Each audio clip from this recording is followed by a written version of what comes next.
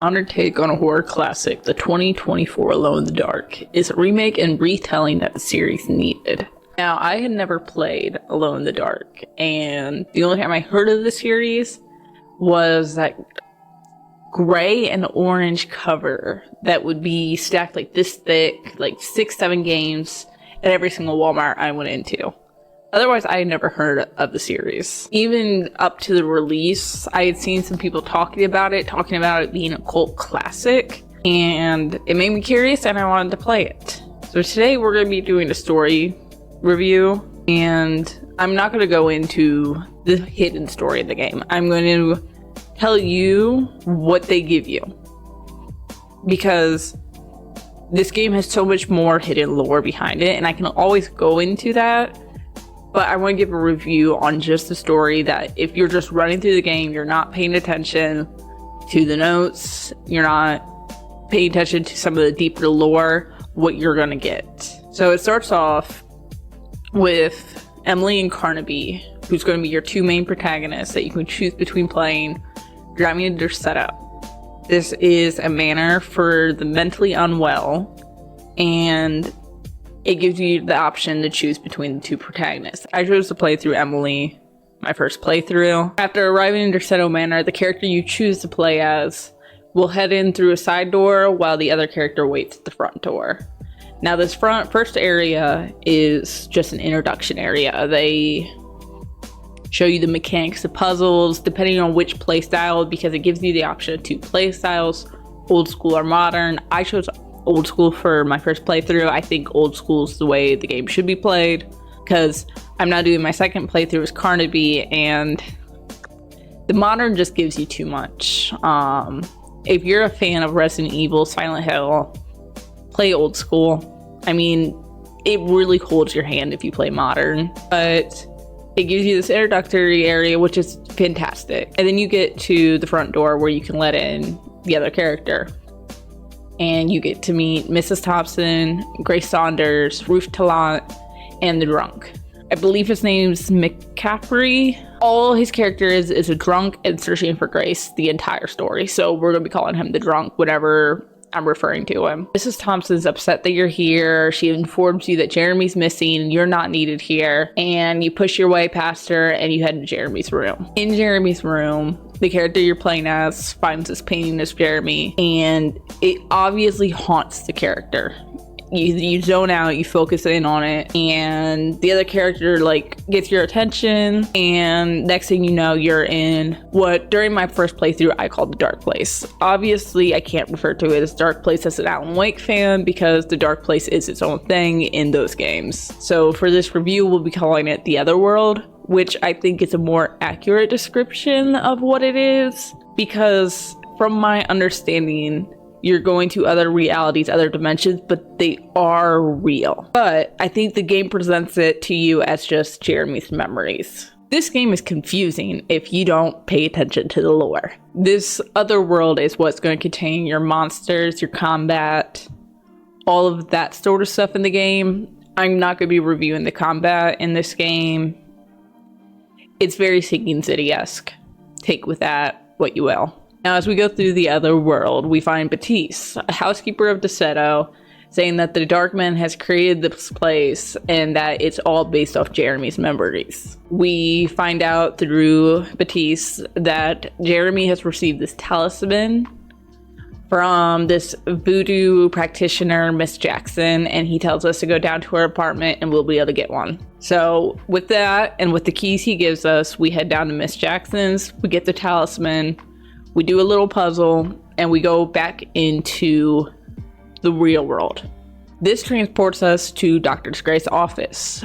Dr. Gray is the only doctor in Derceto, which for a place of the mentally unwell, you would think they would have more than one doctor, because obviously the drunk and then someone like Grace, a little kid that has some sort of issues, would need different types of doctors. I'm not saying psychiatrists are only trained to help with one sort of thing, but they do, as you get more developed as a psychiatrist, your focus is going to be primarily to help one general area of people. So Dr. Gray is no help. This whole interaction, we just basically find out that he's like, go ahead, find Jeremy. I'll be glad if you find Jeremy, but I'm not going to help. And then we leave Dr. Gray's office and we run into the character we're not playing as, and they're a little bit like shook up by our mental state already. We are obviously already feeling the effects of traveling between different realities, and they're worried that we're going to end up having to be a member of Derceto. After this, we are left to investigate Derceto Manor. After more exploration, we are able to use the talisman again and be transported to the other world. This one replicates a land oil rigging site, and you can go through it, get a lot of lore, but as I said, we're going to be doing this as someone that's just playing the game. They just enjoy video games, they enjoy horror games. I'm giving you that story. And so we travel through this oil rigging, we're just reading through it, and we get to the Hateful Mound. Now, the Hateful Mound is just a few minutes prior, we run into this large beast. I mean, really, really cool.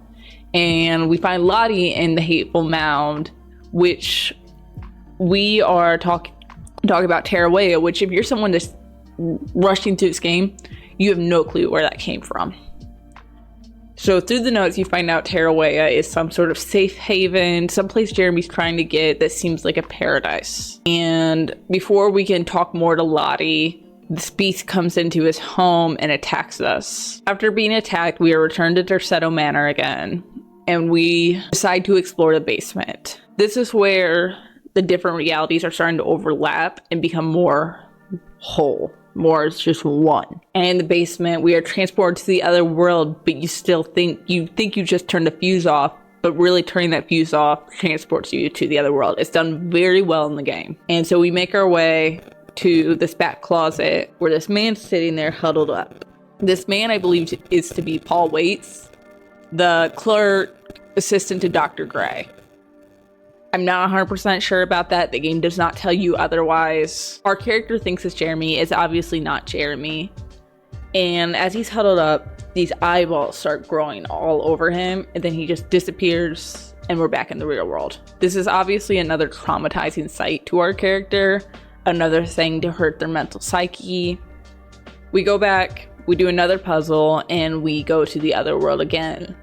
A Louisiana chapel graveyard that's absolutely haunting.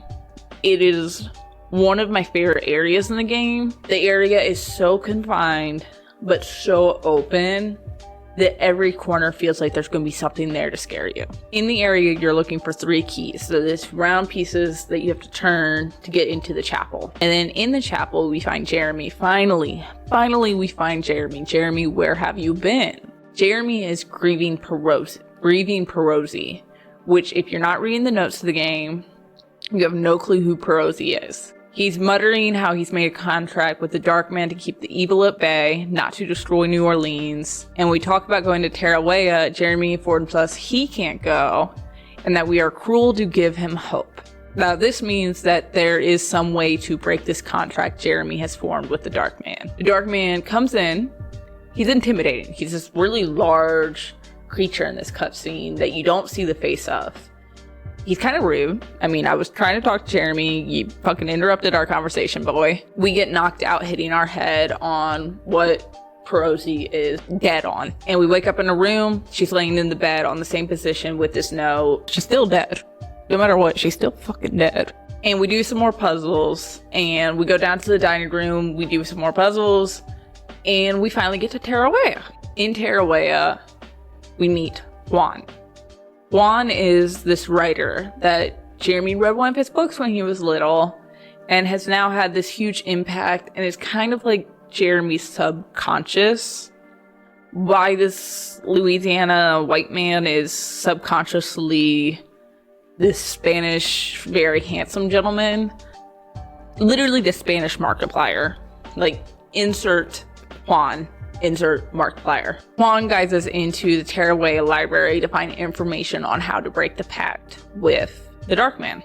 So we go through the library, and it is this beautiful, warm, welcoming landscape.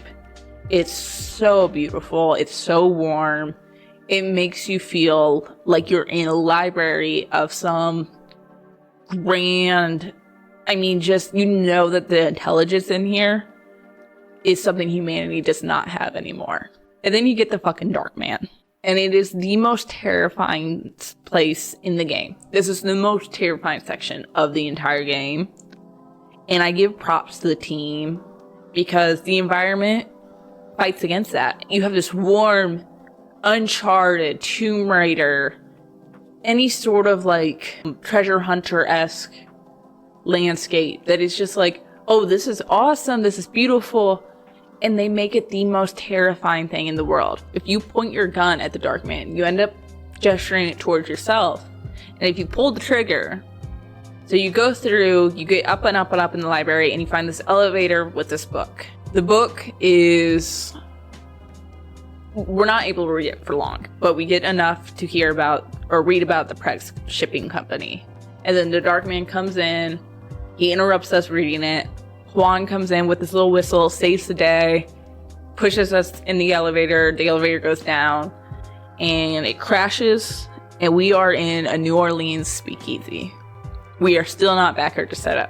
And in this speakeasy, Ruth Talent is sitting there, beautiful character. Ruth Talent is sitting there, enjoying a smoke, enjoying a drink, but alone. She ends up telling us that, she gives us some information on the Dark Man, and then basically informs us that she's able to travel between these worlds, not by telling us, but rather showing us.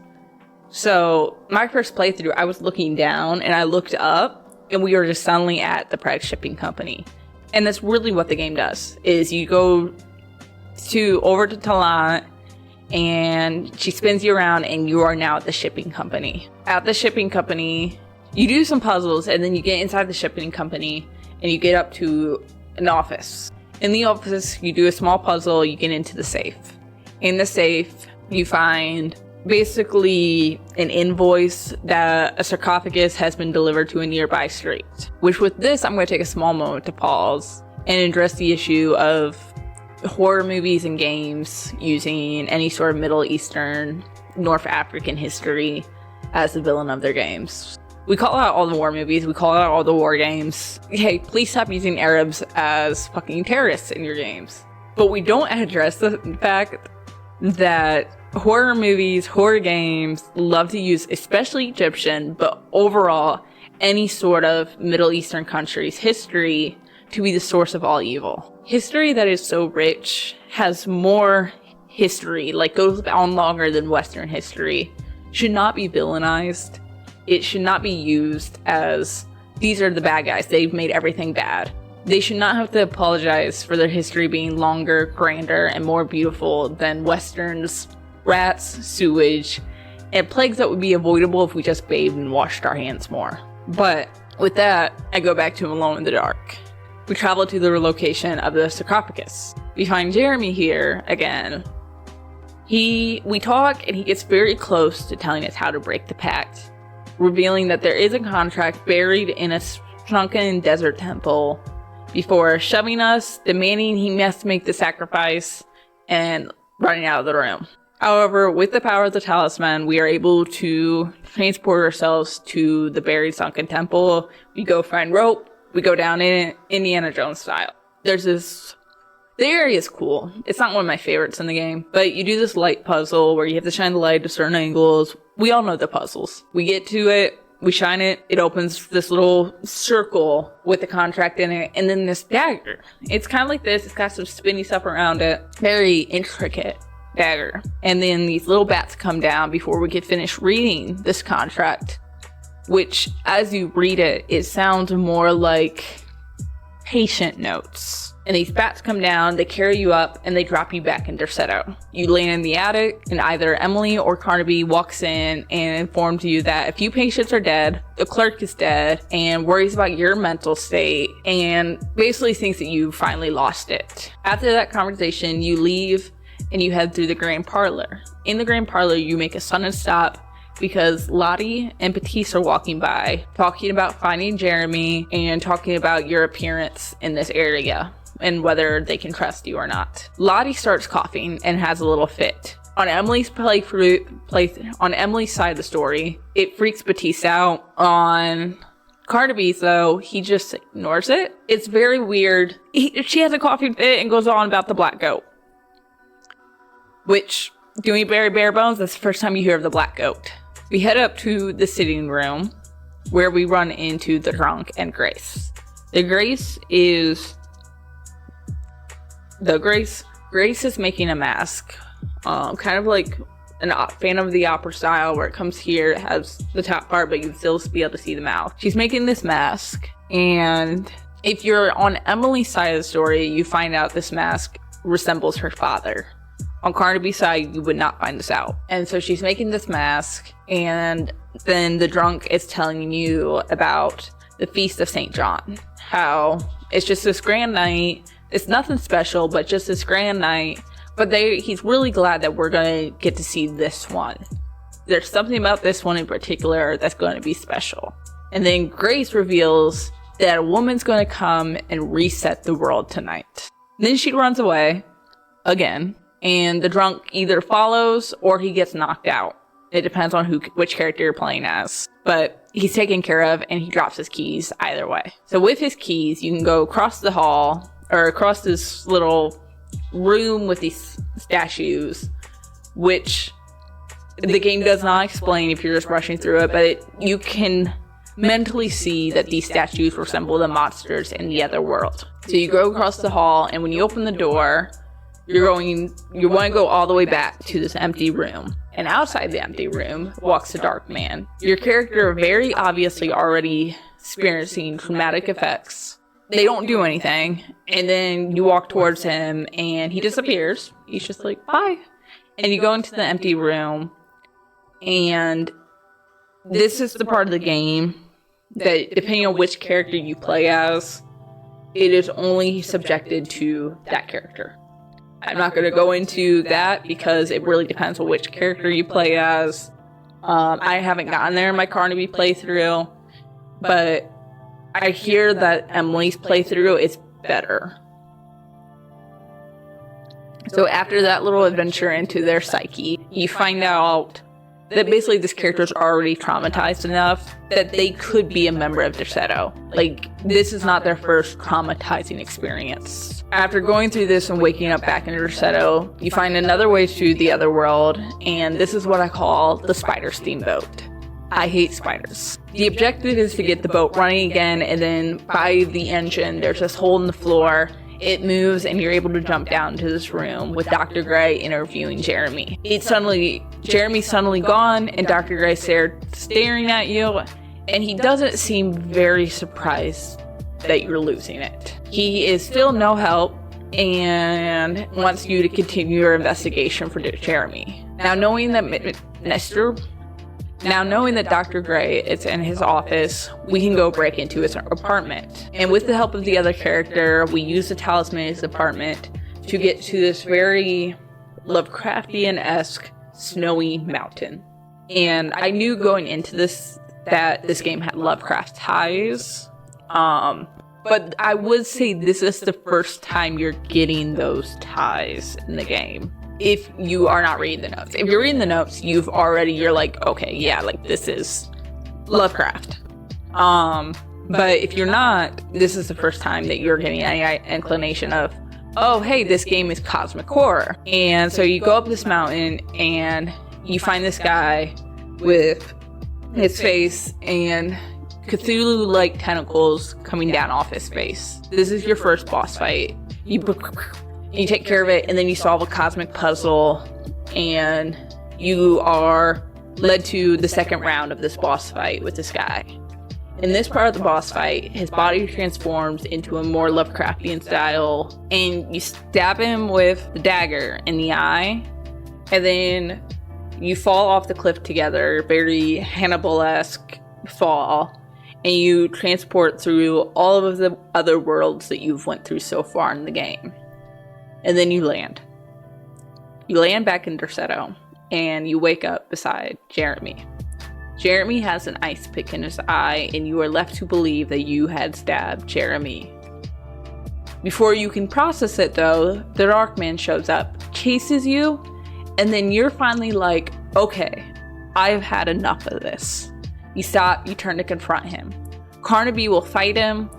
Emily will get ready to do that. But either way, Batiste and Lottie stop you and they tranquilize you. A few hours after the tranquilization has worn off, you wake up in a patient chair to a group of the Derceto members. And they are so thrilled you wake up because it is perfect timing for the feast. So you head out.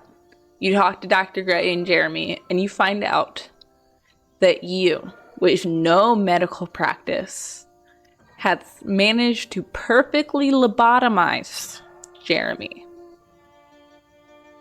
Just you, with no medical practice, managed to perfectly lobotomize him. And then you head down the stairs to the grand tree of Derceto. You don't know anything about this tree if you are rushing through the game. You are greeted to the tree, and you get the opportunity. You can talk to everybody, but as I said, we're doing this as somebody that is just playing the game to enjoy the game. They are not looking for a long lore, long story. So you start the feast, and these weird ass fuckers start chanting. They start chanting, and then Grace walks up and puts a noose around her neck. And they hang her.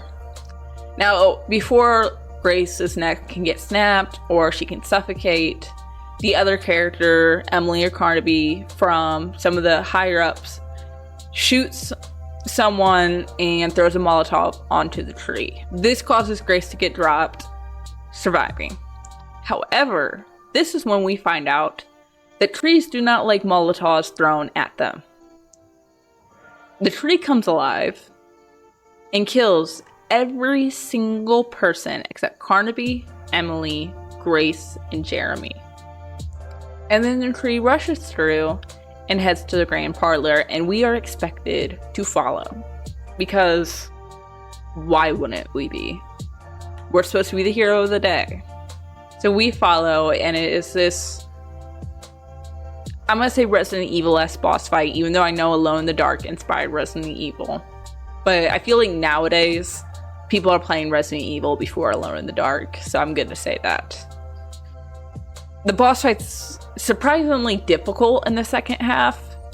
I got a little aggravated towards the end.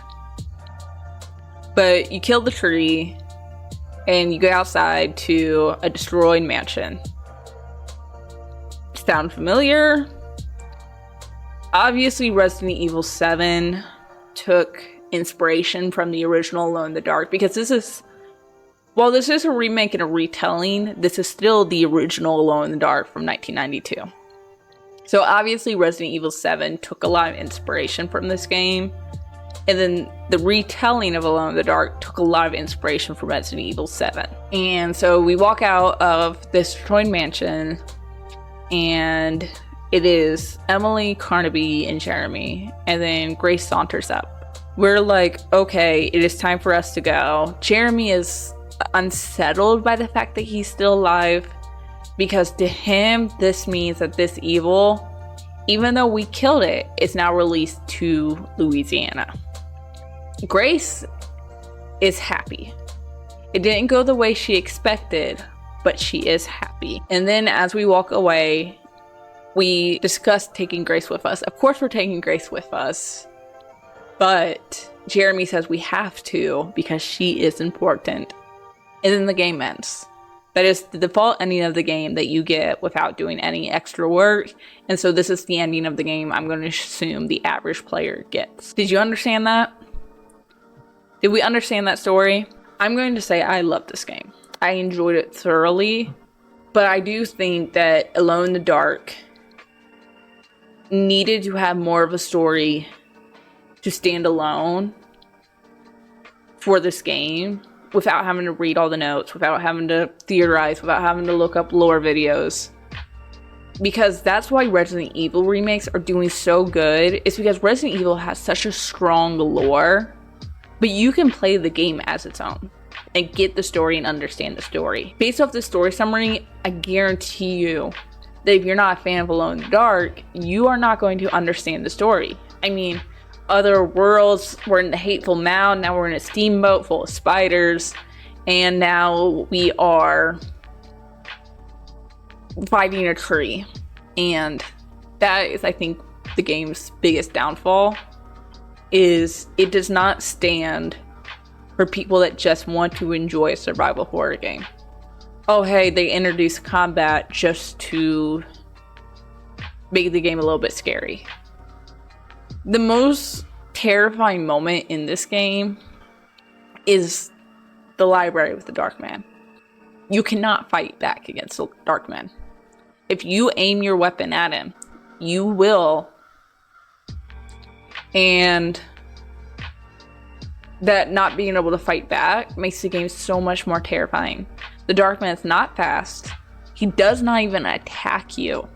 He just walks towards you, and because of his presence, kills you. It is the most Lovecraftian thing of the game, because this essence, this power, this being, just destroys your brain. Just destroys any sort of cognitive function in your brain to process thoughts, coherent thoughts. And my theory is why you die if you walk by him is just because your brain just can't handle the power of the Darkman. And there's obviously more going on with Grace, and there's more going on with this, but your game is, the puzzles are great if you play old school. If you play on modern, you will not enjoy the puzzles because they are just handed to you. So the puzzles are great. I think the combat needs adapted. I don't think it needs removed if Alone in the Dark wants to compete, if it wants to become a franchise again and compete with Resident Evil. If you remove the combat, it is no longer going to be a Resident Evil-esque game, a survival horror. But I think they would benefit not giving you one. Like Resident Evil, yes, you get all the weapons. By the end of the game, it is an action game and no longer a horror game. That is what you expect from Resident Evil. But from Alone in the Dark, from just the story of the game, I would say it would benefit only letting you have a pistol the entire game. Now, other playthroughs, you can unlock weapons, go through speedrun, that sort of stuff with other weapons. Only letting you have a pistol the entire game. Very scarce bullets. Scarce, same thing. And I think the game would benefit from that because now that enemies are no longer a nuisance, you have to use, I never once used it to distract items. I never once snuck in the game. I never used it. It was inconvenient because I could just kill the enemies. Like, the only enemy that just truly scared me, which if you watch my playthrough, I'm playing like this, is the Darkman. And that was because, yeah, I could try to get around him. I could try to dodge around him. It killed me. It punished me for trying to run past him and not logically thinking through it. And the other thing that really bugged me was the boss battles being left to the end of the game. I'm not saying there's 5 chapters. I'm not saying you need an enemy in every 5 chapters, but chapter 2 and chapter 3, I'm sorry, chapter 2 and chapter 3 I think would have excelled to have boss battles. Obviously they're following the original. I think now going forward, Alone in the Dark 2, Alone in the Dark 3, so on and so forth, I would love to see this franchise excel into a 4, 5, 6, 7, 8 like Resident Evil. But I think for now, we just can say 2 and 3. I think they're going to be able to do their own thing. I think they have set up, with the retelling of the original game, I think they have set up a story that they can do their own thing with. Because from my understanding, Alone in the Dark 2 and 3 are terrible. Every single game, from my understanding, is bad except for the first. It took the immediate downturn that Resident Evil didn't hit till after 4. And that is 100% due to the director leaving the game immediately after making the first one. At least that's from what happened from my understanding. But overall, I really, really did enjoy this game. I enjoy it more the more I find out, the more secrets I find. It is not made for a rush through playthrough. anyways, I'm gonna say bye bye.